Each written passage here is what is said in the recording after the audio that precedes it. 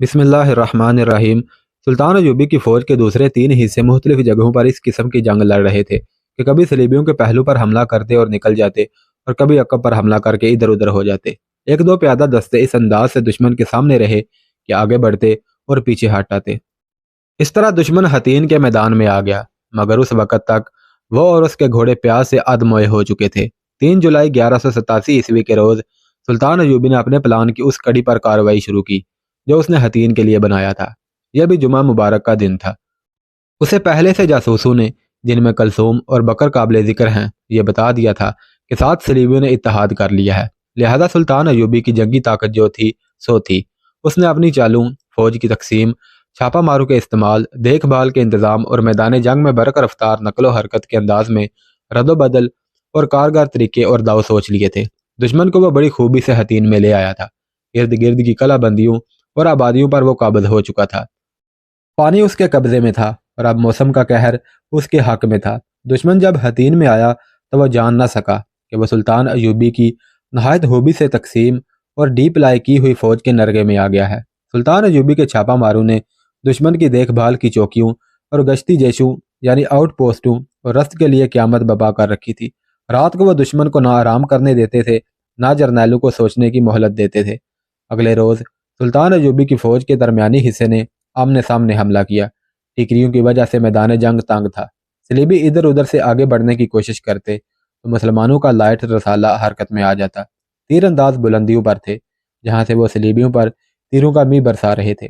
सुल्तान अयूबी की कैफियत ये थी कि कभी ऊपर जाता और कभी नीचे आता, और उसके सबा रफ्तार कासद पैगाम ला और ले जा रहे थे। सलीबी नाइटों को जीरा बख्तर जला रही थी। उनके घोड़े प्यासे थे। पानी सामने नजर आ रहा था जो प्यास को बढ़ा रहा था। सलीबियों ने कमक मंगवाकर एक जवाबी हमला किया जो उनकी आखिरी उम्मीद थी। जहां उन्होंने हमला किया वहां की कमान तकीउद्दीन के हाथ में थी। उसने हमला रोकने के लिए अपने दस्तों को नीम दायरे की शक्ल में कर दिया। दुश्मन सीधा और सरपट आया। तकीउद्दीन ने नीम दायरे के सिरे बंद कर दिए और सलीबी घेरे में आ गए। मुसलमान सवारों ने उन्हें काट और कुचल डाला। अब जंग की यह सूरत थी कि सलीबी हतीन के मैदान में दिफाई जंग लड़ रहे थे। हतीन से दूर अगर उनका कोई दस्ता रह गया था तो उसे मुसलमानों ने वहीं बेकार कर दिया जहां वो था। यह पहला और आखिरी मौका था कि अकरा का पादरी मुहाफ़िज़ सलीब आज़म सलीब सलबूत मैदान जंग में मौजूद था। यानी जिस सलीब पर सलीबियों ने इस्लाम को ख़त्म करने के लिए हलफ उठाए थे वो सलीब मैदान जंग में लाई गई थी। मगर सलीबी बादशाहों ने पीठ दिखानी शुरू कर दी। गाई ऑफ लोजीनान अपने 2 साथियों के साथ भाग रहा था कि उसे मुसलमान सवारों ने देख लिया और उन्हें जिंदा पकड़ लिया। अकरा का पादरी मारा गया और सलीब आज़म मुसलमानों के कब्जे में आ गई। मशहूर मुअर्रिखों ने इस सलीब के मुतल्लिक कुछ नहीं लिखा। उस दौर की तहरीरों से पता चलता है कि बैतुल मक़दस की फतह के बाद सुल्तान अयूबी ने सलीब वहाँ के ईसाइयों को एहतराम से लौटा दी थी। शाम तक जंग हतीन का फैसला हो चुका था। सलीबियों के जानी नुकसान का कोई शुमार न था।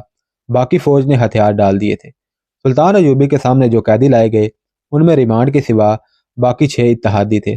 उनमें करक का शहजादा अरनात भी था, जिसे अपने हाथों कत्ल करने की कसम सुल्तान अयूबी ने खाई थी।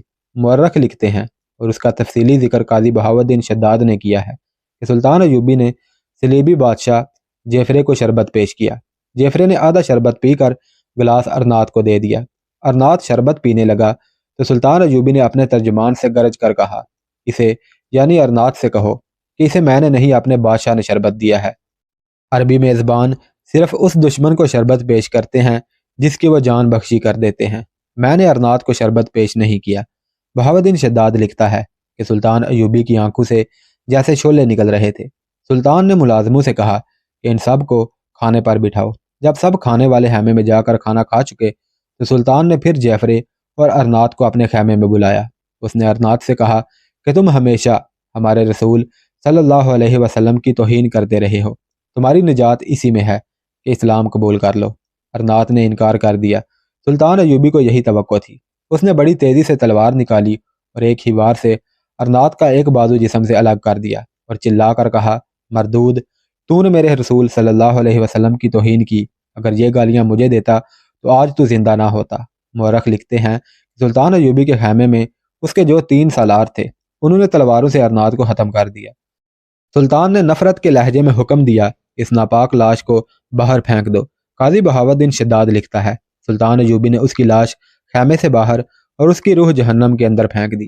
بادشاہ جعفر نے اپنے اتحادی کا یہ انجام دیکھا تو اس کے چہرے پر ہوائیاں اڑنے لگیں۔ وہ سمجھ گیا کہ اب اس کی باری ہے۔ سلطان ایوبی نے اسے دیکھا تو آگے بڑھ کر اس کے کندھے پر ہاتھ رکھ دیا اور تحمل سے کہا، بادشاہ بادشاہوں کو قتل نہیں کیا کرتے، لیکن اس کے گناہ ایسے تھے کہ مجھے اسے اپنے ہاتھوں قتل کرنے کی قسم کھانی پڑی۔ آپ نہ ڈریں۔ قیدی بادشاہوں کو قیدیوں کے خیموں میں بھیج دیا گیا اور سلطان ایوبی سجدے میں گر پڑا۔ کرک کے محل میں رات خاموش تھی۔ وہاں ارنات بھی نہیں تھا اور اس کے جرنیل اور درباری بھی نہیں تھے۔ وہاں اس کے حرم کی عورتیں تھیں، کلثوم تھی اور ان کے نوکر اور نوکرانیاں تھیں، اور قلعے میں مختصر سی فوج تھی۔ وہاں ابھی ارنات کی موت کی اطلاع نہیں پہنچی تھی۔ رات کا پہلا پہر گزر چکا تھا۔ اس وقت تک کلثوم سو جاتی تھی۔ ایک عورت دبے پاؤں کلثوم کی خوابگاہ میں داخل ہوئی۔ اس کے ہاتھ میں خنجر تھا۔ وہ کلثوم کے پلنگ تک پہنچی۔ کمرے میں کوئی روشنی نہیں تھی۔ عورت نے خنجر والا ہاتھ بلند کیا اور پوری طاقت سے خنجر کا وار کیا، لیکن اسے کوئی چیخ نہ سنائی دی۔ خنجر پلنگ میں اتر گیا تھا۔ اس نے بستر پر ہاتھ پھیرا، وہاں کلثوم نہیں تھی۔ عورت یہ سمجھ کر کہ کلثوم کہیں نکل گئی ہوگی، پلنگ کے ساتھ چھپ کر بیٹھ گئی۔ ذرا سی دیر بعد کمرے میں دبے پاؤں کسی کی آہٹ سنائی دی جو پلنگ تک گئی۔ عورت نے اٹھ کر اس پر خنجر کا وار کیا۔ فوراً بعد اس کے اپنے پیٹ میں خنجر اتر گیا۔ پھر دونوں طرف سے خنجروں کے وار ہوئے۔ دونوں باہر کو دوڑی، وہ باہر جا کر گر پڑی۔ حرم کی دوسری عورتوں نے دیکھا کہ ان میں کلثوم نہیں تھی۔ یہ دونوں حرم کی عورتیں تھیں جو کلثوم کو قتل کرنے گئی تھی۔ اسی روز دونوں نے اس کے قتل کا منصوبہ بنایا تھا، مگر یہ غلط فہمی رہی کہ قتل کرنے کون جائے گی۔ اندھیرے کمرے میں دونوں نے ایک دوسری کو کلثوم سمجھا۔ اس وقت کلثوم محل سے ہی نہیں، کرک سے ہی نکل گئی تھی۔ اسی روز بکر بن محمد کو اپنے جاسوس ساتھیوں کے ذریعے اطلاع ملی تھی کہ حتین میں صلیبیوں کو بہت بری شکست ہو رہی ہے۔ کرک کے جاسوسوں نے ہی بکر کو مشورہ دیا تھا کہ وہ کلثوم کو لے کر نکل جائے۔ کلثوم کے لیے رات قلعے کا دروازہ کھلوانا مشکل نہیں تھا۔ سب جانتے تھے کہ یہ شہزادہ ارنات کی چہیتی ہے۔ بکر بن محمد سیبل کے روپ میں اس کے ساتھ تھا اور اسے شاہی بگی میں لے جا رہا تھا۔ حرم کی کوئی عورت کلثوم کو جاتے نہیں دیکھ سکی تھی۔ شہر سے دور جا کر انہیں وہ دو گھوڑے مل گئے جو جاسوسوں کے انتظام کے تحت وہاں انتظار میں کھڑے تھے۔ بگی وہیں چھوڑ دی گئی۔ کلثوم اور بکر گھوڑوں پر سوار ہوئے اور غائب ہو گئے۔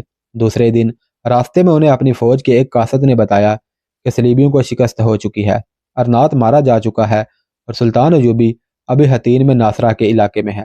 کلثوم سلطان کے پاس جانا چاہتی تھی۔ وہ جھیل گلیلی پہنچ گئے اور جب کلثوم کو سلطان ایوبی کے سامنے لے جایا گیا تو وہ سلطان کے پاؤں پر گر پڑی۔ میری بیٹی۔ سلطان ایوبی نے اسے اٹھا کر شفقت سے گلے لگایا اور کہا، میری فتح میں تم جیسی نہ جانے کتنی بیٹیوں کا ہاتھ ہے، میں اس کی لاش دیکھنا چاہتی ہوں۔ کلثوم نے کہا، سب کی لاشیں دریا میں پھینک دی گئی ہیں۔ سلطان ایوبی نے کہا، اسے میں نے اپنے ہاتھوں سزا دی ہے، تمہیں کل قاہرہ بھجوا دیا جائے گا۔ مجھے ابھی بہت دور جانا ہے۔ جہاں بھی رہو بیٹی، میرے لیے دعا کرتی رہنا کہ میں آگے ہی آگے دور ہی دور جاتا رہوں، اور جہاں شام کو سورج ڈوب جاتا ہے وہاں تک اللہ اور اس کے رسول صلی اللہ علیہ وسلم کا پیغام پہنچا دوں۔ حتین کی فتح اس لیے بہت اہم تھی کہ اس سے سلطان ایوبی نے ارض فلسطین کا دروازہ توڑ دیا اور اس میں داخل ہو گیا تھا۔ اتنا وسیع علاقہ لے کر اس کے لیے بیت المقدس کی فتح آسان ہو گئی تھی۔ اس نے اس علاقے کو فوجی مستقر بنا لیا اور بیت المقدس کی طرف پیش قدمی کی تیاری اور اسلحہ اور رسد ذخیرہ کرنے لگا۔ حتین میں سلطان صلاح الدین ایوبی نے جو فتح حاصل کی تھی وہ معمولی نوعیت کی نہیں تھی۔ 7 صلیبی حکمران متحد ہو کر سلطان ایوبی کی جنگی قوت کو ہمیشہ کے لیے ختم کرنے اور اس کے بعد مدینہ منورہ اور مکہ معظمہ پر قبضہ کرنے آئے تھے، لیکن وہ اپنی جنگی قوت کا یہ حشر کرا بیٹھے جیسے صحرا کا ٹیلا آندھی سے ریت کے ذروں کی صورت میں صحرا میں بکھر جاتا ہے۔ 4 مشہور اور طاقتور حکمران جنگی قیدی بنے، جن میں یروشلم یعنی بیت المقدس کا حکمران گائی آف لوزینان قابل ذکر ہے۔ صلیبی فوج کا مورال ٹوٹ گیا اور سلطان ایوبی کی فوج کا مورال بلند ہو گیا۔ جنگ ختم ہو چکی تھی، چھاپا ماروں کی جنگ جاری تھی۔ وہ بھاگنے والے صلیبی سپاہیوں کو پکڑ رہے تھے۔ صلیبیوں کے حوصلے اس حد تک پست ہو چکے تھے کہ قاضی بہاوالدین شداد کے الفاظ میں ایک شخص نے، جس کے متعلق مجھے یقین ہے کہ سچ بولتا ہے، مجھے بتایا کہ اس نے اپنی فوج کے سپاہی کو دیکھا جو 30 صلیبی سپاہیوں کو خیمے کی ایک ہی رسی سے باندھے ہوئے لا رہا تھا۔ ایسے مناظر تو کئی ایک دیکھنے میں آئے کہ ایک مسلمان سپاہی کئی صلیبی سپاہیوں کو نہتہ کر کے ہانک کر لا رہا ہے۔ بعض یورپی مورخوں نے صلیبیوں کی اس شکست کے اسی قسم کے کئی واقعات لکھے ہیں اور سلطان صلاح الدین ایوبی کی جنگی اہلیت کو خراج تحسین پیش کیا ہے۔ بحیرہ روم کے ساحل پر اسرائیل کے شمال میں اقرا ایک مشہور شہر تھا جسے بعض نے اللہ بھی لکھا ہے۔ اس شہر کی شہرت کی وجہ یہ ہے کہ وہاں صلیب اعظم کا محافظ پادری رہتا تھا۔ یہ سنایا جا چکا ہے کہ وہ صلیب اقرا کے بڑے گرجے میں رکھی تھی، جس کے متعلق عیسائیوں کا عقیدہ تھا کہ حضرت عیسیٰ علیہ السلام کو اسی پر مصلوب کیا گیا تھا۔ اسے صلیب الصلبوت کہتے تھے۔ سلطان ایوبی کے خلاف لڑنے والے بلکہ دنیائے عرب پر قبضہ کرنے کے لیے لڑنے والے عیسائی اسی صلیب پر حلف اٹھاتے تھے، اس لیے انہیں صلیبی کہا گیا تھا۔ حلف اٹھانے والے ہر صلیبی کے گلے میں لکڑی کی چھوٹی سی صلیب تعویذ کی طرح ڈال دی جاتی تھی، لہذا جتنے صلیبی فوجی جنگ میں گرتے تھے اتنی ہی صلیبیں گرتی تھیں۔ علامہ اقبال نے اسی کو فصل صلیبی کہا ہے۔ حتین اور اس کے گرد و نواح کے میل ہا میل علاقے میں اور اس سے بھی دور دور جہاں جہاں جنگ لڑی گئی تھی، صلیبیوں کی لاشیں بکھری ہوئی تھی۔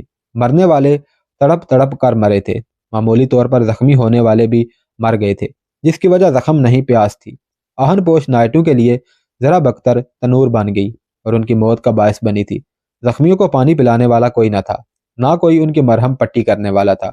ان میں مسلمان زخمی اور شہید بھی تھے۔ انہیں رات مشعلوں کی روشنی میں اٹھا لیا گیا تھا۔ آج کے دور کا ایک مورخ انتونی ویسٹ اس دور کے مورخوں کے حوالے سے لکھتا ہے کہ حتین کے میدان جنگ میں لاشوں کی تعداد 30,000 سے اوپر تھی۔ لاشیں اٹھانے کا کوئی انتظام نہ کیا گیا۔ ان کے جو ساتھی زندہ رہے وہ جنگی قیدی ہو گئے یا تتر بتر ہو کر بھاگ گئے تھے۔ انتونی ویسٹ نے لکھا ہے کہ ان لاشوں کو مردار خور پرندوں اور درندوں نے کھایا۔ مردار خور اتنے نہیں تھے جتنی لاشیں تھیں۔ بہت سی لاشیں چند دنوں میں ہڈیوں کے سالم ڈھانچوں میں بدل گئی۔ بلندی سے دیکھنے والے کو حد نگاہ تک زمین ہڈیوں کی وجہ سے سفید نظر آتی تھی۔ ان ہڈیوں میں ہزاروں چھوٹی چھوٹی صلیبیں بکھری ہوئی تھی، جیسے پکی ہوئی فصل سے پھل گر کر خشک ہو گیا ہو۔ سلطان صلاح الدین ایوبی نے یہ فصل کاٹ ڈالی تھی۔ اسے اس علاقے کو لاشوں سے صاف کرنے کی ضرورت نہیں تھی، کیونکہ اسے وہاں رکنا نہیں تھا۔ اس کی منزل بیت المقدس تھی، لیکن وہ باتیں اقرا کی کر رہا تھا۔ اقرا کے متعلق ہم بتا چکے ہیں کہ صلیب الصلبوت کی بدولت اسے وہی مقام حاصل ہو گیا تھا جو ہمارے لیے مکہ معظمہ کا ہے۔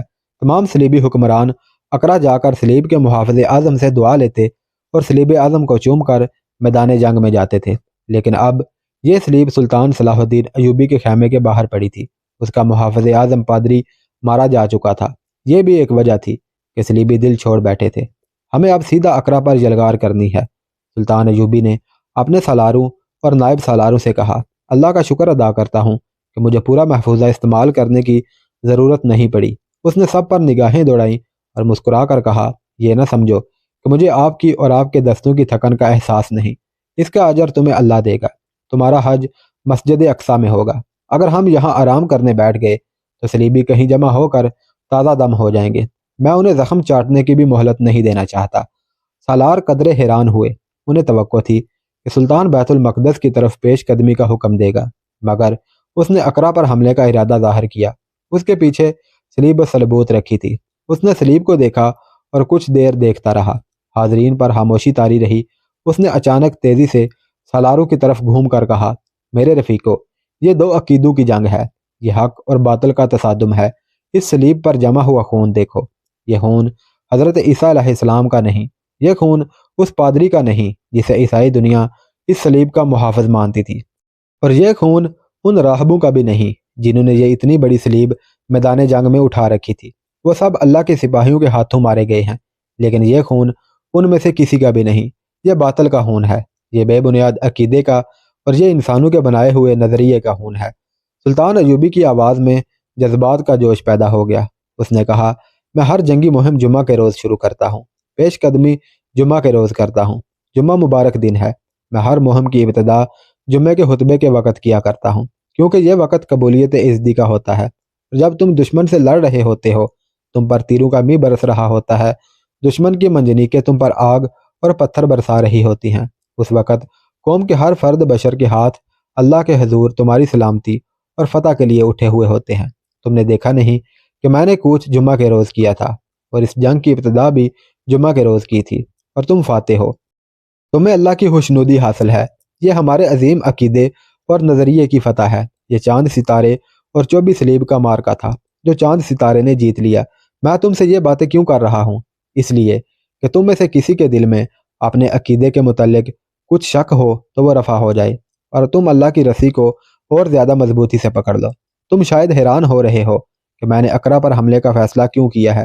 جذباتی لحاظ سے اس کی وجہ یہ ہے کہ صلیبیوں نے ایک بار مدینہ منورہ اور مکہ معظمہ کی طرف پیش قدمی کی تھی۔ شہزادہ ارنات یعنی کاؤنٹ ریجینالڈ مکہ معظمہ سے صرف 2 کوس دور رہ گیا تھا۔ میں نے ارنات سے مکہ معظمہ کو بری نظر سے دیکھنے کا انتقام لے لیا۔ اب مجھے صلیبیوں کے حکمرانوں اور نائٹوں سے انتقام لینا ہے۔ اقرا ان کا مکہ ہے، میں اسے تہو تیغ کروں گا۔ مسجد اقصی کی جو بے حرمتی ہو رہی ہے میں اس کا انتقام لوں گا، اور جنگی لحاظ سے بیت المقدس سے پہلے اقرا پر قبضہ کرنا اس لیے ضروری ہے کہ اس سے صلیبیوں کے حوصلے پست ہو جائیں گے۔ سلطان ایوبی نے بہت بڑا نقشہ جو اس نے اپنے ہاتھ سے بنا رکھا تھا کھول کر سب کے آگے پھیلایا اور حتین پر انگلی رکھ کر کہا، تم اس وقت یہاں ہو۔ وہ اپنی انگلی اس طرح اقرا تک تیزی سے لے گیا جیسے اس نے کچھ کاٹنے کے لیے خنجر کی نوک چلائی ہو۔ کہنے لگا، میں صلیبیوں کے حکمرانوں کو 2 حصوں میں کاٹ کر ان حصوں کے درمیان آ جاؤں گا۔ اقرا پر قبضہ کر کے میں ٹائر، بیروت، حیفا، اسکلان اور چھوٹے بڑے تمام ساحلی شہروں اور قصبوں کو تباہ و برباد کر دوں گا۔ کسی بھی صلیبی کو، خواہ وہ فوجی ہے یا غیر فوجی، ان علاقوں میں نہیں رہنے دوں گا۔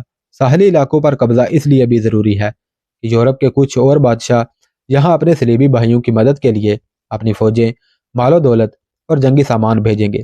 ساحل تمہارا ہوگا تو دشمن کا کوئی بحری جہاز ساحل کے قریب نہیں آ سکے گا۔ یہاں سے ہم بیت المقدس کی طرف پیش قدمی کریں گے۔ ہمیں جنگ جاری رکھنی ہے۔ اگر آپ مقبوضہ فلسطین اور لبنان کا نقشہ دیکھیں تو آپ کو جھیل گلیلی کے کنارے پر حتین اور اس کے بالمقابل سمندر کے کنارے اقرا نظر آئیں گے۔ جنوب میں یروشلم یعنی بیت المقدس ہے۔ حتین سے اقرا 25 میل اور حتین سے بیت المقدس 70 میل ہے۔ آج کے لبنان اور فلسطین پر صلیبی قابض تھے۔ مورخ لکھتے ہیں کہ سلطان صلاح الدین ایوبی نے پلان بنایا تھا کہ حتین سے اقرا تک اس طرح پیش قدمی کرے گا کہ راستے میں آنے والے علاقوں پر قبضہ کرتا جائے گا اور وہاں کے صرف مسلمان باشندوں کو وہاں رہنے دے گا اور صلیبیوں کو وہاں سے نکال دے گا۔ جنگی علوم کے ماہرین نے اسے نہایت عمدہ پلان کہا ہے۔ سلطان ایوبی نے یہ پلان صلیبیوں کی جنگی قوت کو 2 حصوں میں کاٹنے کے لیے ہی بنایا تھا۔ اس کی فوج صلیبیوں کے مقابلے میں صلیبیوں کے اتنے زیادہ جانی نقصان کے باوجود کم تھی، لیکن اس کی جنگی چالیں صلیبیوں سے برتر اور نقل و حرکت کی رفتار بہت تیز تھی۔ اقرا کا دفاع بہت مضبوط ہے۔ سلطان ایوبی نے اپنے سالاروں سے کہا، ہمارے جاسوسوں نے بتایا ہے کہ وہاں جوان اور تندرست مسلمان باشندے قید میں پڑے ہیں، عورتیں اور بچے بھی قید میں ہیں۔ وہاں کے عیسائی شہری شہر کے دفاع میں جان کی بازی لگا کر لڑیں گے۔ چونکہ مسلمان قید میں ہیں اس لیے وہ اندر سے ہماری کوئی مدد نہیں کر سکیں گے۔ میں لمبا محاصرہ نہیں کرنا چاہتا۔ تمہاری جلگار طوفانی ہونی چاہیے۔ اقرا تک ہماری پیش قدمی کی حفاظت چھاپا مار کریں گے۔ پیش قدمی پھیل کر ہوگی، راستے میں کوئی بستی آباد نہ رہے، مگر سپاہی مال غنیمت کے لیے رکے نہیں۔ اس کام کے لیے الگ جیش مقرر کر دیے جائیں گے۔ اقرا میں مسلمانوں کی حالت یہ تھی کہ کوئی بوڑھا یا اپاہج مسلمان آزاد ہوگا، باقی سب دہشت زدگی کی زندگی گزار رہے تھے۔ بہاؤالدین شداد نے ان مسلمانوں کی تعداد جو قید میں تھے 4000 سے زائد لکھی ہے۔ شداد کے علاوہ اس دور کے 2 واقعہ نگاروں نے 5 اور 6000 کے درمیان لکھی ہے۔ دوسرے لفظوں میں یہ کہہ لیں کہ اقرا مسلمانوں کے لیے قید خانہ تھا۔ کسی مسلمان کی بہو بیٹی کی عزت محفوظ نہیں تھی۔ صلیبیوں کا مقصد یہ تھا کہ مسلمان چلتی پھرتی لاشیں بن کے رہ جائیں اور ان کے بچوں میں مذہب اور قومیت کا احساس ہی پیدا نہ ہو۔ وہاں کی مسجدیں ویران ہو گئی تھی۔ جولائی 1187 عیسوی کے بعد وہاں کے مسلمانوں پر صلیبیوں نے ظلم و تشدد کا اضافہ کر دیا۔ گھروں میں جو مسلمان تھے انہیں بھی ہانک کر کھلے قید خانے میں لے گئے۔ یہ ایک طرح کا بیگار کیمپ تھا۔ وہاں مسلمانوں سے مویشیوں کی طرح کام لیا جاتا تھا۔ اب انہیں کام کے لیے باہر نہ نکالا گیا اور ان پر پہرا اور سخت کر دیا گیا۔ اس سے ان بد نصیبوں نے اندازہ لگا لیا کہ صلیبیوں کو کہیں شکست ہوئی ہے یا اسلامی فوج نے شہر کا محاصرہ کر لیا ہے۔ عورتیں خدا کے حضور گڑ گڑانے لگی، سجدوں پہ سجدے کرنے لگی، قید خانے میں سسکیاں سنائی دینے لگی۔ ماؤں نے ننھے بچوں کے ہاتھ پکڑ کر دعا کے لیے اٹھائے اور کہا، بیٹا کہو اللہ اسلام کو فتح دے، کہو میرے اللہ باہر کے مسلمانوں کو ہمت دے کہ ہمیں ظالموں کی بستی سے نکال لے جائیں۔ سینکڑوں بچے اور سینکڑوں عورتیں اللہ کے حضور دستے دعا تھیں۔ بچے اپنی ماؤں کو سسکتا دیکھ کر رونے لگے۔ انہیں آہو بکا سنائی دی اور اس کے ساتھ کوڑوں کے زناٹے بھی سنائی دینے لگے۔ سب سہم گئے۔ انہوں نے دیکھا کہ بہت سے قیدی لائے جا رہے تھے۔ یہ شہر کے وہ باشندے تھے جو گھروں میں تھے۔ ان کی عورتوں اور بچوں کو بھی ساتھ لے آئے تھے۔ ان پر کوڑے برسائے جا رہے تھے۔ 6-7 جولائی کی درمیانی رات آدھی گزر گئی تھی جب شہر میں ہڑبونگ بپا ہو گئی اور آگ کے شعلے کہیں کہیں سے بلند ہونے لگے۔ تیر اس کھلے قید خانوں میں بھی گرنے لگے۔ ان قیدیوں کے ارد گرد خشک زردار جھاڑیوں کی گھنی باڑ بچھی ہوئی تھی۔ رسوں کے جال بھی تنے ہوئے تھے۔ رات کو قید خانے کے ارد گرد جگہ جگہ مشعلیں جلا کر رکھ دی گئی تھی تاکہ قیدیوں پر نظر رکھی جا سکے۔ کسی قیدی نے باہر سے آیا ہوا ایک تیر اٹھا کر مشعل کی روشنی میں دیکھا تو اس نے چلا کر کہا، میں اس تیر کو پہچانتا ہوں، یہ اسلامی فوج کا تیر ہے۔ رسوں کے جال میں سے ایک تیر سنسناتا ہوا آیا جو اس قیدی کے سینے میں اتر گیا۔ یہ کسی صلیبی سنتری نے اس مسلمان کو خاموش کرنے کے لیے چلایا تھا۔ شہر جاگ اٹھا۔ شہر اور قلعے کی دیواروں پر بھاگ دوڑ اور شور میں اضافہ ہوتا جا رہا تھا اور کمانوں سے تیر نکلنے کی آوازیں بڑھتی جا رہی تھی۔ باہر اللہ اکبر کے نعرے گرجنے لگے تھے۔ دھمک دھمک کی آوازیں بھی سنائی دینے لگی تھی۔ یہ بڑے بڑے پتھر تھے جو سلطان ایوبی کی فوج کی منجنیقیں دیوار کے کسی ایک مقام پر پھینک رہی تھی۔ یہ سلطان صلاح الدین ایوبی کا محاصرہ تھا، جو محاصرہ کم اور جلگار زیادہ تھی۔ شہر میں آگ پھینکنے والی منجنیقوں کے علاوہ دروازوں اور دیوار پر وزنی پتھر پھینکنے والی بڑی بڑی منجنیقیں بھی استعمال کی جا رہی تھیں۔ بلند مچانیں ساتھ لائی گئی تھی۔ ہر ایک مچان میں 10 اور 20 تک سپاہی کھڑے ہو سکتے تھے۔ ان کے نیچے پہیے تھے، انہیں گھوڑے یا اونٹ کھینچتے تھے۔ یہ متحرک مچانیں دیوار تک لے جائی جاتی تھی، مگر صلیبی شہر کے دفاع میں بے جگری سے لڑ رہے تھے۔ شہری بھی اپنی فوج کے دوش بدوش لڑ رہے تھے۔ وہ سلطان ایوبی کی متحرک مچانوں پر تیروں کی بوچھاڑیں مار کر مسلمان سپاہیوں کو ختم کر دیتے تھے۔ بعض مچانیں جو دیوار کے قریب چلی گئی تھیں، ان پر صلیبیوں نے جلتی ہوئی مشعلیں پھینکی اور آتش گیر سیال کی ہانڈیاں پھینک کر انہیں جلا ڈالا۔ اندر قیدی کیمپ میں اب یہ کیفیت تھی کہ ہزار ہا قیدی ایک ہی آواز میں لا الہ الا اللہ کا ورد کر رہے تھے۔ عورتوں نے جھولیاں پھیلا رکھی تھی اور بہتے آنسوؤں سے مردوں کے ساتھ آواز ملا کر کلمہ شریف کا ورد کر رہی تھی۔ پھر کسی نے بلند آواز سے کہا، نصر من اللہ و فتح قریب۔ فوراً ہی تمام مردوں، عورتوں اور بچوں کی آوازیں ایک آواز بن گئی جو جنگ کے شور و گل سے زیادہ بلند تھی اور سارے شہر میں سنائی دے رہی تھی۔ 2-3 سنتری اندر آ گئے۔ وہ قیدیوں کو خاموش کرانے کی کوشش کرنے لگے۔ 3-4 جوشیلے جوان اٹھے اور سنتریوں پر ٹوٹ پڑے۔ پھاٹک کھلا تھا، باقی قیدی باہر کو دوڑے، مگر تیروں کی بوچھاڑ نے آگے والوں کو گرا دیا۔ پھر گھوڑے سر پٹ دوڑتے آئے۔ سواروں کے ہاتھوں میں برچیاں تھیں۔ قیدی اندر کو بھاگے اور جو پیچھے رہ گئے تھے وہ سواروں کی برچیوں سے شہید ہو گئے۔ فرار کامیاب نہ ہو سکا۔ عورتیں اور بچے اللہ کے حضور سجدے کرنے لگے اور پھر سب ایک ہی آواز میں کلام پاک کا ورد کرنے لگے۔ رات بھر سلطان ایوبی کے جانباز جیش دیوار تک پہنچنے اور شگاف ڈالنے یا سرنگ کھودنے کے لیے آگے بڑھتے رہے اور اوپر سے صلیبی ان پر تیر، پتھر اور آگ پھینکتے رہے۔ سلطان ایوبی بے درے قربانی دے رہا تھا۔ شہر کی دیوار کے ایک مقام پر بڑی منجنیقوں سے وزنی پتھر مارے جا رہے تھے۔ صبح طلوع ہوئی تو دیوار پر ہر طرف اقرا کے شہری اور فوجی مکھیوں کی طرح نظر آ رہے تھے۔ وہ تیر برسا رہے تھے۔ یہ بھی نظر آیا کہ دیوار ایک جگہ سے پھٹ رہی تھی۔ سلطان ایوبی گھوڑے پر سوار ذرا پیچھے کھڑا دیکھ رہا تھا۔ اس نے حکم دیا کہ جہاں سے دیوار پھٹ رہی ہے اس کے اوپر اور دائیں بائیں سے دشمن پر تیروں کا می برسا دو۔ اس نے دوسری طرف سے بھی تیر انداز بلا کر اسی مقام پر مرکوز کر دیے۔ اس نے سرنگیں کھودنے والے جیش سے کہا کہ دوڑ کر دیوار تک پہنچے۔ جبازوں کا جیش پہنچ گیا۔ دیوار کے اوپر اتنے زیادہ اور اتنے تیز تیر برسائے جا رہے تھے کہ اوپر والوں کے لیے سار اٹھانا محال ہو گیا۔ جبازوں نے دیوار میں اتنا شگاف ڈال لیا جس میں سے 2 آدمی بیک وقت گزر سکتے تھے۔ سپاہیوں میں اس قدر جوش و خروش تھا کہ وہ حکم کے بغیر شگاف کی طرف اٹھ دوڑے اور ایک دوسرے کے پیچھے اندر چلے گئے۔ صلیبیوں نے دیوار کے اوپر سے نیچے آتے اتنا وقت لگا دیا کہ بہت سے مسلمان سپاہی اندر چلے گئے۔ صلیبیوں نے بے جگری سے مقابلہ کیا، مگر ان مسلمان عورتوں اور معصوم بچوں کی دعائیں جو اندر قید خانے میں پڑے کفار کا ظلم و ستم سہ رہے تھے عرش تک پہنچ چکی تھی۔ سلطان ایوبی کی دراصل قوت تو یہ تھی۔ شہر کے اندر بھگدڑ بپا ہو گئی۔ وہاں یہ خبر پہلے ہی پہنچ چکی تھی کہ صلیب الصلبوت مسلمانوں کے قبضے میں چلی گئی ہے اور اس کا محافظ اعظم مارا گیا ہے۔ حطین کی جنگ سے بھاگے ہوئے صلیبی سپاہی بھی اس شہر میں آئے تھے۔ کچھ زخمی بھی پہنچ گئے تھے۔ انہوں نے اپنی شکست اور پسپائی کو برحق ثابت کرنے کے لیے بڑی دہشت ناک افواہیں پھیلائی تھی۔ ان کے اثرات اس وقت سامنے آئے جب سلطان ایوبی کے جانبازوں نے دیوار توڑ ڈالی اور رکے ہوئے سیلاب کی طرح اندر جانے لگے۔ صلیبیوں نے مقابلہ کیا لیکن شہریوں میں بھگدڑ بپا ہو گئی۔ وہ شہر سے بھاگنے کے لیے دروازوں پر ٹوٹ پڑے اور سپاہیوں کے روکنے کے باوجود 3 دروازے کھول دیے۔ شہریوں کا ہجوم دروازوں میں پھنس گیا۔ مسلمان سواروں نے اپنے کمانداروں کے حکم سے گھوڑوں کو ایڑی لگا دی۔